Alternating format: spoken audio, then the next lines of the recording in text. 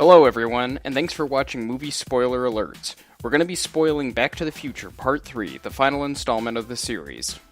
The movie opens where the previous film left off, with Marty being in the year 1955, having just discovered that Doc is stuck in the year 1885.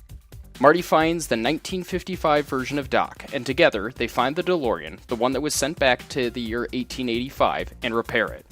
While doing so, they discover Doc's tombstone from 1885, stating that he died 6 days after he wrote the letter to Marty, being killed by Buford Mad Dog Tannen. Note, this is Biff's great-grandfather. Doc's tombstone states that he was killed over a matter of $80. I know this part is a bit confusing, but I'll do my best to keep it clear. Just to go over it again. The 1985 Doc was sent back to the year 1885, where the DeLorean was damaged, trapping him there. Doc, in the year 1885, writes Marty a letter, and has it post-dated to arrive at a very specific time and place in the year 1955. Marty receives the letter, and after finding out that Doc is trapped, and the location of the DeLorean, which Marty can use to time travel himself, Marty goes to find the 1955 version of Doc, which, remember, is 30 years younger than the Doc who got sent back to the year 1885. The younger Doc and Marty work together to repair the DeLorean, and that's when they discover that the older Doc, the one who was sent to the year 1885, was murdered just a few days later. So Marty takes the repaired DeLorean back to the year 1885 to intervene with the older Doc's murder. A bit confusing, but I promise the rest of the movie is much more linear. Marty arrives in the year 1885, a few days before Doc's murder, to find Hill Valley has a very Old West feel to it. When Marty arrives, he is right in the middle of a Native American attack, and the DeLorean gets damaged, causing it to leak fuel, making it unable to accelerate to 88 miles per hour, the speed needed for time travel.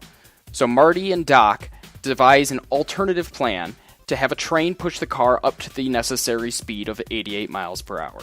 While working on the train plan, Doc and Marty see a woman on a horse-drawn wagon that is traveling out of control. Doc saves the woman, who is the town's school teacher named Clara. Clara and Doc end up falling in love eventually, but it takes some time because Doc is concerned what she will think or do about him being a man from the future.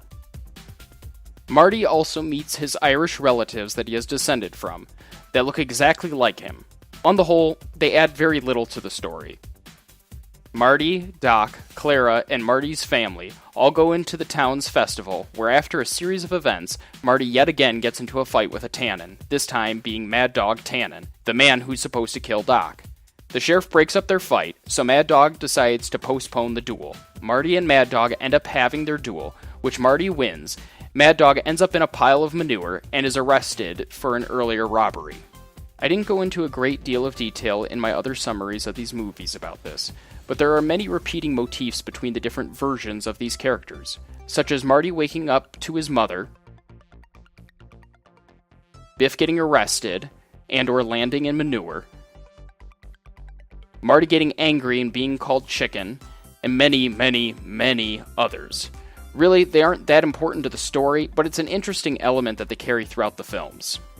After defeating Mad Dog, Marty, Doc, and Clara begin the train plan. Following a series of events, only Marty takes off in the DeLorean to the year 1985, leaving Doc and Clara in the year 1885. The DeLorean is destroyed when it arrives, however. Marty returns to his girlfriend Jennifer, who, mind you, has been unconscious since the second film, who is now starting to wake up.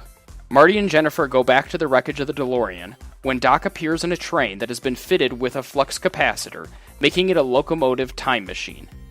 Doc is accompanied by Clara, among with their 2 children. The film ends with Doc and his family taking off in the locomotive, which flies away and into another time. Well, that was the summary for the last and final Back to the Future movie. If you haven't checked out the other parts, please look at my other summaries. If you have a movie that you'd like me to spoil, please let me know in the comments, and please remember to like and subscribe. Thanks for watching.